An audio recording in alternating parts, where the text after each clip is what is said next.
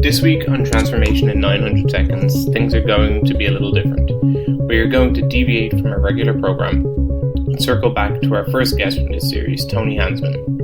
And rather than focus on transformation specifically, as we have been, we are going to dive a little deeper into a model that Tony first introduced me to, the Right Kind Works model. We'll focus on a scenario totally made up for the purpose of this episode, I promise, and the goal is to work through how Right Kind works and the model can be applied. This will hopefully be the beginning of a number of recordings on this, and for listeners who would like to understand more, please reach out to myself or Tony. This is something we're both very passionate about, and we would love to speak to more companies, more subject matter experts out there, and share our insights and share how we feel about this model and how it can be applied. But hopefully this episode, this recording, will help give you some insight to how we see it being applied within the industry and the benefits that it can bring. Great to chat to you again, Tony. It's always a pleasure. I know this is kind of building on from our original conversation that we had a few weeks ago as part of the Transformation in 900 Seconds podcast. This is a little bit more of a collaboration effort, I suppose. So today we're going to talk a little bit through the RKW, the Right Kind Works model. I'll let you introduce the model as well. Sure. And the goal today is to, essentially dive into a scenario, a real life scenario, or an in real life scenario, as I know you would like to call it. Yep. And try and leverage the model to see how we would address it from a problem solving point of view. So before we jump into it, do you want to give an overview of the model and how you founded it, I suppose?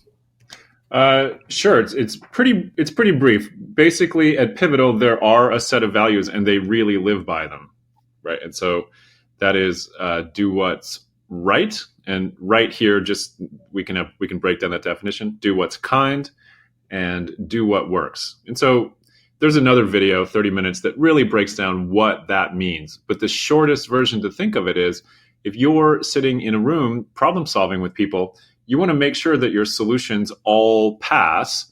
Is this right? Does it work? Is it kind? And so often we have a hard time, we put something on the table, hey, we're going to do this, but we don't really think, well, the support people are going to experience a 35% jump in call volume if we do that. And no one thinks about that. So we want to make sure we're thinking about everyone. And so that's how you use Right Kind Works. Hey, is adding a 35% call volume to the support team without asking them or talking to them about that, does that make sense? Is that kind? Is it right? Does it work? That's a really basic way you'd think about it. But of course, problems are never that clear cut. So I'm excited to jump into actual scenarios and see what we can see with it. Yeah, no, cool. And I appreciate that. So let's take the scenario, right? This is something I just drew together for this call on purpose. And this will be the first of probably a couple of scenarios that we try and work through. But let's say the company, it's a small tech company. They implemented CI/CD practices since day one. So something they have always had from the inception. So they're, a more modern tech stack.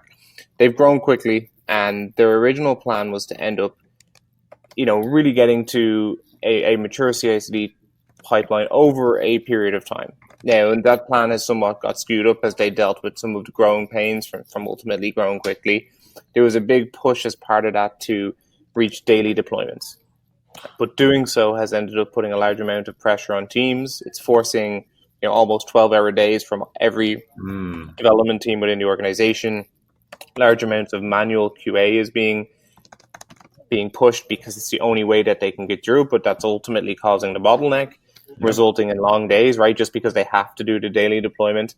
Their CI/CD process is not mature enough to support that kind of delivery cycle. So obviously you can tell it would take a toll on the quality of the product being delivered, but it's also taking a toll on the morale of the team. So the leadership team sit down and they say, look, right, we need to look at this. We need to map out a path forward. But there's even within that, there's a fraction, and there's a split. And some of the team want to scale back. They say the right thing to do is move at a slower pace, scaling up to the North Star of daily deployments eventually, but getting there in a way that's meaningful and effective, but not rushing to it. While you have the other side of that room that's saying, no, this is what the industry is doing. This is what all of our competitors are doing. It doesn't matter if we technically aren't capable of it. We have to figure out a way to do it today, and we will continue, even if that means putting in long hours, even if that means introducing technical debt, because that's the only way we're going to keep our customers, because they want to see us as being that trendsetter. It's the only way we're going to attract staff, is if we're saying we're modern, we deploy daily. That's what candidates want to hear. And so this is the problem, right? You've got this process that no longer fits. You're pushing it, and you've got to split in the leadership team about how they feel like they should address it. And obviously, the success or what is the goal? They want to get to a point where daily deployments is something that they can do, but it's done in the right way, not just because they have to. Yeah.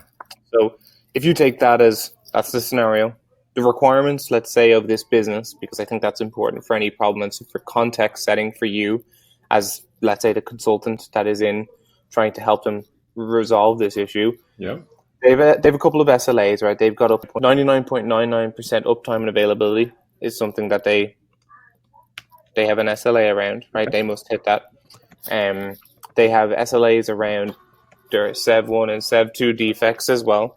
So there's certain elements there that they must be able to hit. One of those is SEV 3 is a 15-day turnaround. And these are arbitrary numbers, right? So real life scenarios will always be a little bit more particular. Yep. SEV 2 is a 5-day turnaround, and SEV 1 is a 1-day turnaround. Again, the importance of that is we're talking about daily deployments. How necessary is that within the business? That's where the SLAs will come into play within the problem solving. Yep. And they have no contractual obligations to release software updates on a daily basis. There is no written commitment with any legal ramification for why they must do this. This is purely a want, a desire, and something that is believed to be the right industry thing to do. Yeah. Yep. And then let's before we kind of jump into the game, let's talk about some of the areas we should be conscious of, right? And so we talked about this a little bit in our kind of precursor to this, which was talking about the model itself and how the game would be structured. But we want to remember as we try to solve this that people should be honest, right? They should use their honest player. There's no win-win, right? Compromise is there, but we're going to have to be conscious. There's no ability to have a win for both sides of the coin. We need to figure out the right way to solve the problem. Governance is an outcome that must be delivered, right? So there must be a go forward governance around this. There's a reciprocal no. So it's a team, members of the leadership team have the ability to say no and not feel like they're doing it just out of sheer, will or anything like that. They are saying no because they truly don't believe in that is the right way to go. And we need to make sure that we don't end up in a situation where there is one person or one portion of that leadership team ultimately driving the decision. It needs to be a collaborative decision at the end. So taking all that into mind, how would you begin to apply the model? Well, just right away, we're going to move toward the executive, right? The people who set the goals are the ones who will have to re-examine those goals and figure out if they make sense. So right away, I would want to hear, well, hey, what do we really think is going to happen if we keep doing this, these long days and all of that? Someone, I would like to see someone in leadership just talk about what scenarios they see there. There's a few other things that we would sort of need to be interesting, which is, hey, the people in each of the factions, how have they succeeded in their careers? So if you have a super aggressive type A person who's like, the way you win is you just keep battling until everyone gives up. And that's what we're going to do. We're going to deliver 12-hour days, and we're going to deliver software until all of our competitors give up, or something like that. You want to ask how other people have succeeded too. Like, well, what is their 10 years in industry, the last 10 years in industry, tell them about what they should do? And then finally, we're going to need to know if anyone has a horizon longer than the next few months. Is there on leadership, is there a horizon for 6 months, 1 year, 2 year, 5 year, 10 year? Is anyone thinking that far ahead? And those things right away will tell us what tools we have to work with. Because if we can't change executive mind, we're not going to change anyone's mind. especially when you have factions. One faction saying, forward, nose to the grindstone, and another faction is like, well, maybe we should slow down. So any commentary on what we could learn about that? Yeah, so let's go back to the first, right? What happens if the long days continue? So part of the reason the leadership team have sat down to have this discussion is ultimately that they begin to see within the teams the dissatisfaction with those hours, right? They're getting team members that are becoming frustrated. There is the blame game has started, and that's where the QA bottleneck has arisen. Yep. And we have teams that are complaining, hey, I don't want to stay back till 8 p.m. just because QA can't deliver on time. Right. So it's starting to cause, fractions within the teams themselves, and the finger pointing has started, right? Yep. The leadership team themselves and the makeup of that team is split. You have the founders of the business, which ultimately come from a pure software background, and their only interest is delivering quality software. And they're on the side of, let's slow this down, right? These are developers. These are our team. They care about the human, and they have empathy towards their teams, right? They understand, and they're trying to. That's where they're pushing on let's revisit this.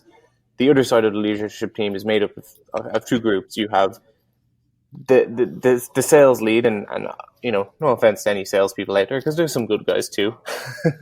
But the sales team are driving hard because they're saying, no, right? If we're going to go to the market, we have to differentiate ourselves, and we don't want to be the company that can't go out and say to our potential customers, oh, well, we deploy daily, right? It's just a must-have in their mind in terms of how they go and the message they portray. And then you have also the investments team, right? And these are members of the leadership team that have come in through the external investor process, and they are there to essentially drive growth within the business any means they know how. Part of their investment was contingent on certain success criteria. And part of that was getting to a point where daily deployments existed, because daily deployments mean there's other elements of savings that they can take out of the business, right? They're looking for efficiencies. So they're looking to get that goal however they can. So you've got kind of those three elements. So it's kind of a 2-to-1 right now in terms of let's just keep pushing forward. Yep. But the 3-year horizon, let's say, the tablets of stone that have come down from the executive and leadership team is, collaboration. We want our teams to work together. We want to be successful together.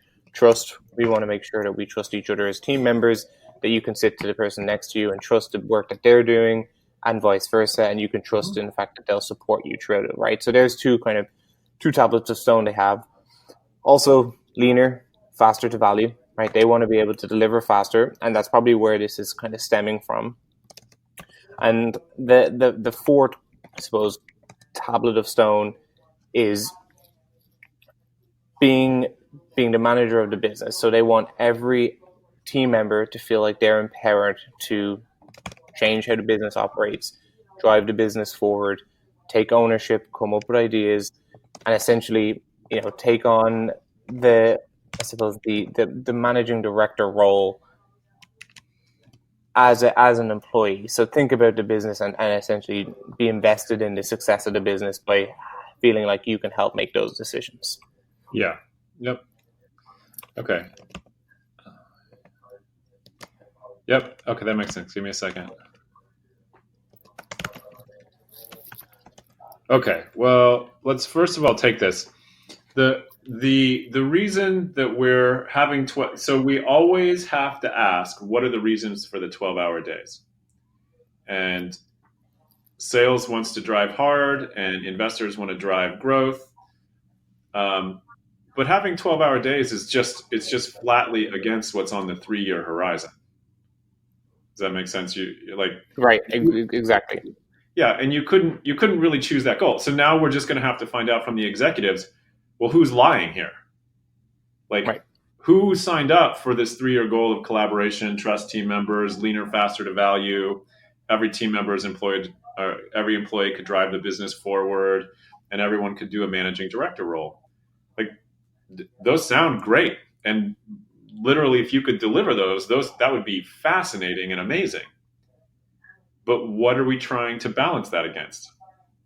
And so, if if it's important for us to have a kind of press point of view that we can deliver every day, well, okay, would it be just as valuable to say that we could deliver every day because we have master always ready to deliver, but we don't necessarily deliver? Like that's one of the traps that people fall into is they hear CI/CD and they think we should deliver every day. But probably the answer is we should deliver when it economically makes sense. And so right away, you can start healing the hard driving salespeople. There's what happens. What we're in here is what's called a split. It's just a comment. Everyone knows what a split is. If you go to one of your parents and you say, "Can I have candy?" and they say no, and then you go to the other parent and ask the same question, you are involving your parents in a split. Because if you went to both of them at the same time and one of them said no, the other would just defer probably, right? Right. The problem with the split we have here is there's some people that are saying we have to deliver. And whenever I hear that, I think of the term, there's this term that we say in US politics, the Constitution is not a suicide pact. Some Supreme Court justice said that.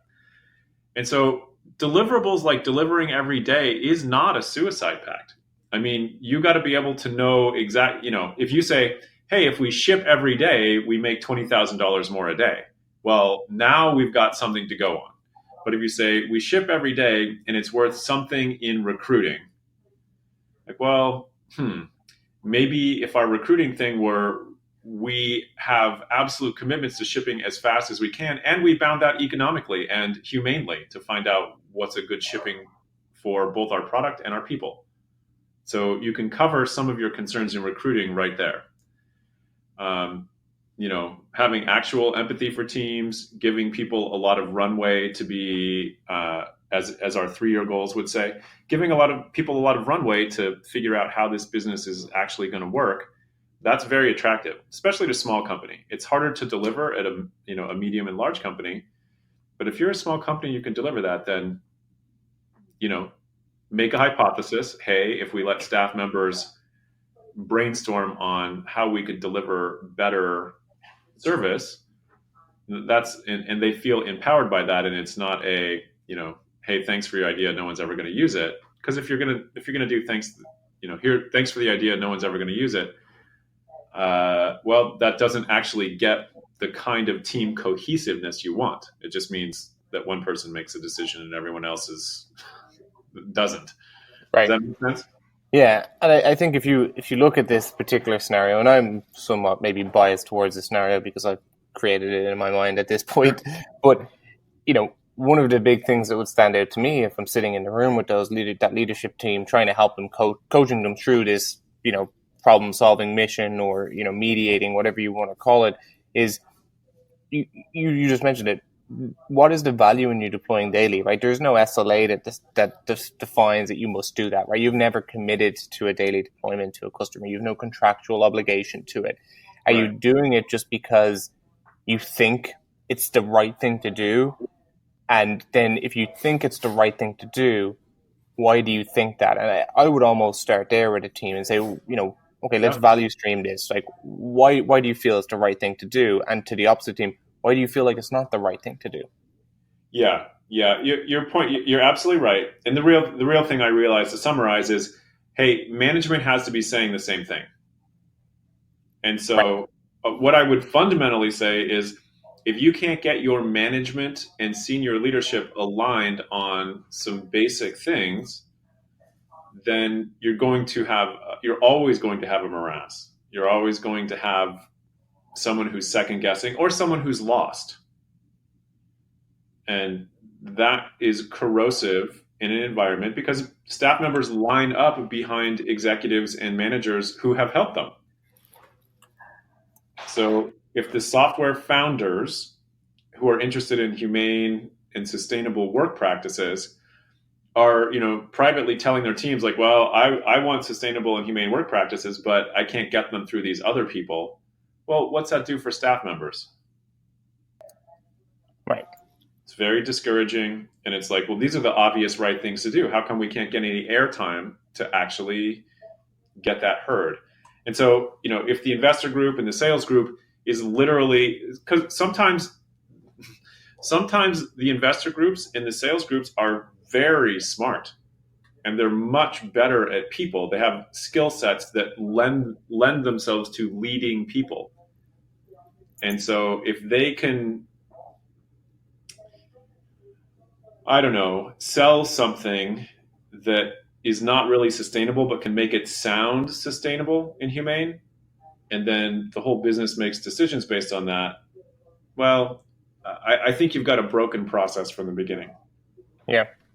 And I think when I look at it, you say, okay, well, you obviously know, right? When you sit down in that room and you say, okay, is this the right thing to do? When you lay all the cards on the table, everyone's going to probably ultimately at the end agree, okay, yeah, this is probably not right. It's not fair to do it this way, right? Right. We're pushing a square peg into a round hole ultimately. But let me just break that because it's super important. The right thing here is can we do it without heroics with people we can hire decade over decade? Right. And the answer, yeah, and you can't, right? You have to essentially you're creating a hero culture on a daily basis because it's either that QA team member that gets their manual testing done a little bit quicker, Yeah. or you're creating just the attitude of every team celebrates because, hey, great job, we released and we did it, we did another 12-hour day. I appreciate the commitment. There's only so many of those, hooray emails that can be sent out before people lose faith and say, oh, you know what, this isn't worth it. This is not what I signed up for. Yeah. But so as a team and as a leadership team, okay, we've agreed on the sheer that it's not right, it's not fair to do it this way. And then I would almost sit down and say, okay, well, go back to what you're trying to achieve, right? You said you were doing it because you thought it was right and you felt it was right because you wanted to be trending with the industry. You wanted to attract talent. You wanted to attract customers. So if you take all of those value criteria and they're success criteria that the leadership team have just divulged to you, and you put them over to one side on a board, and you know that it's not right to push it like that, but if they're your value criteria, how else can you effectively achieve those without doing daily deployments, without doing something that causes the need for a hero, or without doing it because it needs 12-hour days? There's other ways you can accomplish and meet those success criteria without those negative impacts coming around to it. And I would ultimately start to then evaluate those options with the leadership team, because if you're looking for the solution to this problem, right, the ultimate solution is going to be, we need to have a longer horizon in terms of how we get to daily deployments. Yeah, that's obvious, but how do we achieve? So that's obviously going to be the value to one side of the group, and then the other side are saying, well, we still need to be attractive. So how do we achieve that in a right way? And I think that's where I would start leaning the conversation next. Is we've all agreed on one side. Now let's look at how we can achieve those goals that you still have in a more meaningful way that can also then help us achieve the ultimate goal. Yeah. Well, the whole thing is, when I see people starting with a process that's going to burn their people out, I often have to drop back. Like, well, would it be correct to build a factory machine that can work faster than the people you can hire? So any money that you spent on factory machine that work faster than people can actually work is a waste of money, right? That's over engineered. Now, if you can take the people out and those machines can work at super high velocity, then great, definitely do that. But the software business still has a lot of people in it. And so if we don't, it is always, we'll call it a fault or a foul. It's always a foul not to look at what your people throughput needs to be daily, weekly, monthly, yearly. Because if you're designing systems that require 12-hour days, or extremely painful release cycles, or any of that sort of thing, you're just designing the wrong system. And 10 years ago, maybe there was just so much money available if you could automate something that it didn't matter. But now with the ultra high productivity frameworks and platforms and pipelines, all of that intuitional work from 10 years ago about how to get somewhere, make heroes. That was the intuitional work from 10 years ago. Find and hire heroes, allow them to do great work, allow those people around them who like working like them to assist them, and allow everyone else to just kind of stew in the background because they can get no credit, and they get assigned the things that no one would think are heroic. I don't know, debug the database problem, right? That's what that person gets. And write this new feature for customers is what the hero gets. Right. So if you're standing in that room as the consultant, right, and we've been kind of, let's say we've spent a day, and you can see the room is starting to lean and say, okay, we all agree that, Tony, this wasn't the right choice, right? We know that pushing daily deployments is not the right way for us to go, at least not tomorrow or today.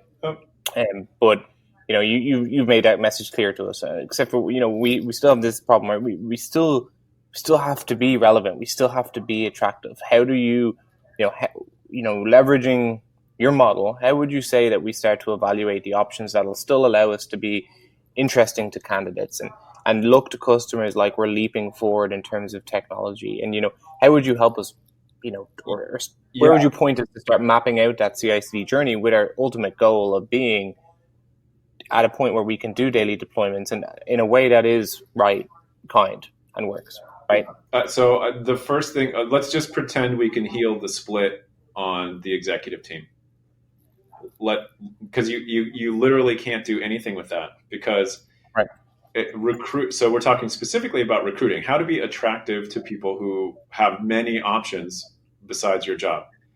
Well, the most valuable things to be here in 2019, money is obviously you have to pay industry wages and things like that, but the industry wages are enough to keep anyone in ramen and beautiful apartments. So keep up with the industry as wages. It's hard to compete on wages. I wouldn't. I would compete on the exact things we're talking about, meaning like, hey, we're working on something meaningful, or maybe we're working on something boring, but it is meaningful. Like, we're optimizing all light bulbs, all street lamps in a city to cut down. So one night of a month, there's very low light radiation. And we're just figuring out what night that should be and how to turn it off for the astronomers. Let's just say that's the value proposition. So great. Now we have something to work toward. And you can say in recruiting, hey, we're trying to help astronomy here. And in helping astronomy, here's how we work together. Because going back to how do we work humanely and the right way with people, I really do think mobbing or pairing, that is putting people in a group to load the same context and work on the same problem, deliver a result, and then do the iterations on the returned result. I think that's the most humane, in terms of right. I think that's a very humane process. It's also how you take heroes and actually spread their knowledge. And so you can see right away in the situation that you proposed that as soon as you get a couple of good people from QA sitting down mobbing or pairing with a couple of good people from development, they're right away going to find ways to, at the beginning of a process, lower the pain threshold. And so if you wanted to attack the problem that you've got, you would just put those two teams together and ask them to. So the scenario here is very big. How many products are we talking about? How many products are shipped daily, and what's our goal? So there's four main product lines for argument's sake. That's totally fine. That's all I needed to know. I don't need to go through the whole thing. You just choose the product line where there are friendly teams. Like, which product line does QA like best? And then you put QA with those folks. So they can find out at the source, well, what do the developers do that make this an easy to QA product? And what could we do to make it it doesn't require humans to QA. It might require humans to write tests and come up with testing scenarios and all that sort of thing, but QA is not actually a thing that happens. So to go all the way back to the top, a QA department is a red flag. It means that you have split quality into some other group who you can't quite be sure has the same North Star and goals and timing as your development group. Does that make sense? Yeah. Yeah. And so right-kinded work works where you said it. From the honest player position, you would have to ask everyone in senior leadership, hey, do you think anyone below you can get any effective work done if you're fractionated here? And at that point, I would go to the investor groups. Like, if you want growth out of this, you have to describe what growth model you're using. Because if they're using a pump and dump growth model, then guess what? You're working 12-hour days. That's what they're going to vote for. However, if they're like, well, we're looking to build a multiples scaling business, a highly scalable 10x, 100x business, then that's a long game. Just trying to build one of those is a long game. And so you might as well design the engineering, product, and all of that to handle a long design like that. Right. So if I trying to, I guess, summarize, right? So you make the assumption, right? We've outlined the scenario, right? We've got a fraction leadership team. We're deploying daily. It's causing multiple problems across multiple areas of the business, quality, morale, everything. Yep. So we start off by fixing the fraction, right? We get the leadership team to all agree, okay, yeah, this is not the right way to do things. We're going to move away from pushing or forcing deployments on a daily basis just because we want to do it, because we thought it was the way that we needed to move. Well, we can all agree that that's not the case. Let me be clear. I don't know what decision they would come up with. All I would say is the leadership body needs to speak with one particular voice. Yeah. So let's say that they do all agree that, yeah, okay, right, we're hands up, we don't want to do this, but the side that we're pushing it do say we still have a problem to solve, right? We still need to be relevant to all those things. If I was summarizing everything that you just made in your point around the right kind works model, it's, there's value in showcasing the product, right? What's the value in what you're building and you're pushing out? Make that the message that you share with people. Correct. Because that's important. Yeah. In recruiting, what a candidate wants to hear is, I could go work on things that are meaningful to me with people I want to work with, for management that understands that people are not milling machines. Right. If you can get to that in your organization, and when you hire, you're like, here's how we do things here. The last Sunday morning at 2 a.m. push we did was in 2015. We moved to a model that allows us to push daily. Because we're a SaaS, we actually use high feature flags so that product managers really control when customers are exposed, blah, blah, blah. You can see how that conversation would go. And that's paradise for developers. Right. And QA and everyone. Yeah. So you're sitting, as the leadership team, you're now saying, well, we can showcase our product. That speaks for itself, because what we're doing is meaningful. We feed in human elements, right? We make people feel like it's a privilege to have them on the team, and it's not a privilege for them to work for us, right? You feed it the other way around. Yeah. You highlight the processes that you have that do work. No company is perfect, right? So that's obvious. So you highlight what does work, right? So you create cross-functional teams, and you emphasize the point with people coming in, with your customers, whoever it is. Hey, our North Star is daily deployments. This is how we're doing it. We have built cross-functional teams. We're focusing on automation. We're doing X, Y, and Z. And that's going to get us to a point where we will be able to, if we need to, release on a daily basis. So you should have no concerns about where we're heading as a business. And if I was to take all of that and sit in front of that group, you would then be able to sit down and say, it's right, because we're respecting the individuals that work for us. We're respecting the fact that, our company mottos specify that we don't want heroes. It specifies that we want collaboration, that we want trust. It's kind because it's respecting the lives and the balance that we want to give to not just our employees, but also our leadership team, right? Because at that point, if you've got those kind of factions existing within a leadership team, they're not even working as a group, and so they're not cohesive in decisions they make. And you take all of that together, you look at the goal they have. If we go back to the beginning of the conversation, their ultimate goal was to get to a point in the future where they can deploy daily if they so need to. Yeah. It works, right? Because you get there eventually. It's not a tomorrow thing, but you get to your end goal in a way that is, as you always say, right, kind, and it worked. Yeah. So you've got the model down. There's one area though that's important here, which is this model, while it has right, kind, and works in it, which is events, is value laden language. I believe it works even if you're Scrooge. Like, even if all you care about is money, I actually think this model it allows you to reason very clearly about it. Let's just say I'll play an absolute ruthless Scrooge-like character in this whole thing. And when I ask myself, hey, is this right? My only question is, does it save me money? Now, I could be a dumb Scrooge and it'd be like, it costs $50 more, so I'm not spending it. Well, that's not very wise. That's just a miser. What you really want to say is, so I hear you talking about this thing called people and treating them in some certain way. And so how would I know if I don't know, did an experiment like you said with mobbing? How would I know if I was going to get more money from that?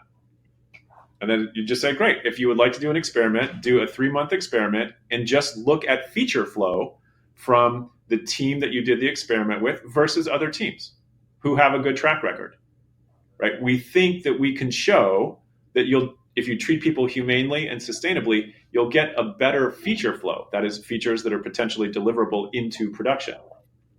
So that's, from a money point of view, if I don't care and I don't like people, but you tell me that, I'm like, okay, show me. And we show you, and you're like, okay, I see what you're talking about. And then we talk about kind, look, long-term value is driven by long-term commitment. And so on the whole, do you want people who have a flexible attitude? There's problems when people become too complacent in a job. But I also believe it's kind and right and works to as a company, have a continual learning program so that you can directly address the concerns of complacency. And I think having a learning program is great. I think that's right in all dimensions too.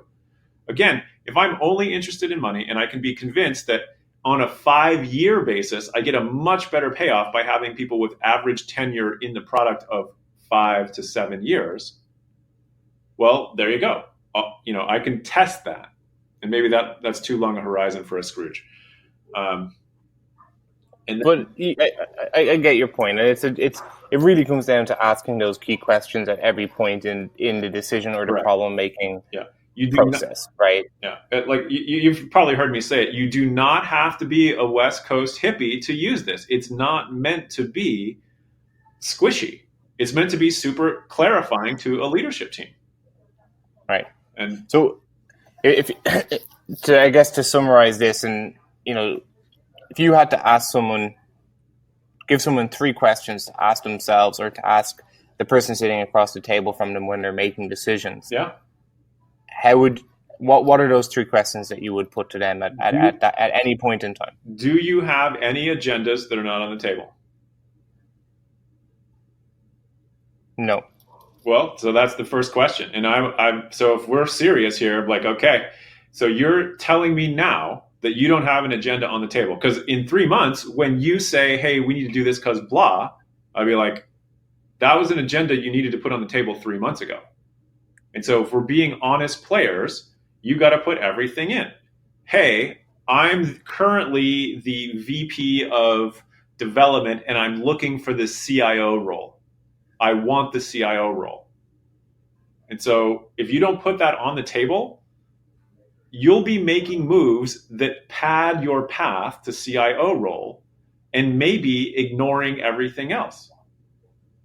And so number one question is, what agendas are not on the table and what are we going to do when they come up? I would say The second agenda is, given that everyone has personal agendas, can you make a fundamental commitment to be committed to the overall work performance of the whole company? So instead of being parochial about your own team, and see, this is another problem, is even the language structure here starts to break down, because you can't say, hey, don't prefer your team to other teams, because that sets up a dichotomy. What you want to say is, are you willing to work with your team and all adjacent teams to maximize their throughput? Yes. That's another major place to stand. Keep your agendas on the table. Make sure you're willing to work with all adjacency to optimize flow through a system. I don't know what third question I would come up with. Maybe something like, hey, are you willing to commit to being a servant leader? Where you're significantly putting the organization's needs ahead of your own. So that's the conversation that you can't have any other conversation with the executive team until you have those three questions. And people don't even have to be honest with you. You could just say, look, you're playing a game with 5 other professionals. And if you are cheating at this game, they'll know. And you just, if I'm the executive sitting on the other side of the table from the company that the scenario was just brought from, you just made me answer 3 questions that directly relate to the tablets of stone that I outlined at the beginning, which we were essentially breaking. And your 3 questions have provoked me to think about all of those in that time frame. Because now, if I'm putting my agenda out on the table, I'm being honest, I'm being trustworthy. If I'm willing to look out for the throughput of everyone at the company, I'm collaborating. Yep. Again, I'm trusting my employees, and that's the key thing, right? That is what you set out as a company to achieve in terms of your goals and what you feel like you represent, and you should represent them throughout every decision-making process you make, if that's truly how you want your company to behave. And if you do that, then you are that servant leader, right? Because you are allowing that to really exist within your business. So, again, Tony, I think it's a fascinating topic, a fascinating model. And this hopefully is one of the first of a few scenarios that we walk through with this. But I think it's just really interesting when you try to put it into a real life scenario, how you would start to tackle those issues, and how you would, again, I don't think it's necessarily that the model is a map that you must follow, but it is a tool that you can leverage in that problem solving and that resolution process. That really helps you think about things in a different way. Yeah. So here's what I would say is, you can get that basis for the executives to have that kind of conversation. Then there will be sticky problems. Like, someone is just like, I know it works best when you organize people like this. And someone else will be like, I know it works best when you organize them the opposite way. Well, right there, if you can't use the Right Kind Works framework, then you have to design humane experiments to test who's right. And so maybe the third question I would, are you willing to accept the results of humane experiments, to decide what to do in hard situations? Yeah. No, for sure. Yeah. I think that's what maybe I would change the first one is, can you follow the Kantian imperative? Treat people as ends and not means. That covers so much stuff, but the language is too dense for most people to take like that. Yeah. No, I mean, some people would have this thesaurus out for sure. Yeah.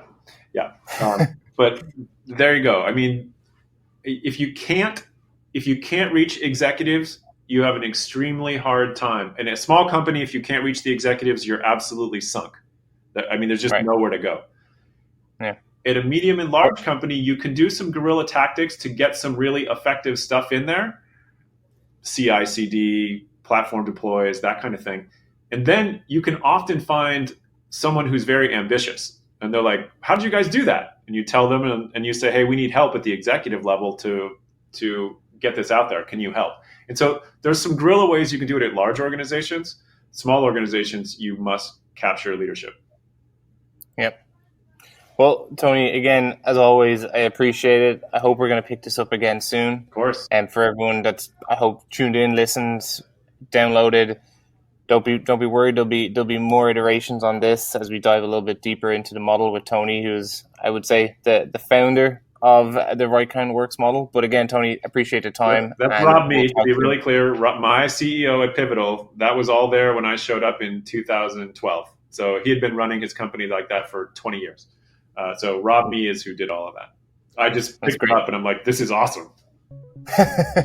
Well, I'm on board, so glad to hear it. Thanks, Tony. Perfect, Colin. Talk to you soon. I hope you enjoyed that. For me, this model brings a level of humanism to the table that is so often ignored in problem solving today. It makes us think in a different way, and it makes us look at how we address situations in a more empathetic manner. Thank you again to Tony for sharing and joining us. We'll continue to bring you more on this model and others that can help businesses as they navigate today's issues and begin their journey through transformation.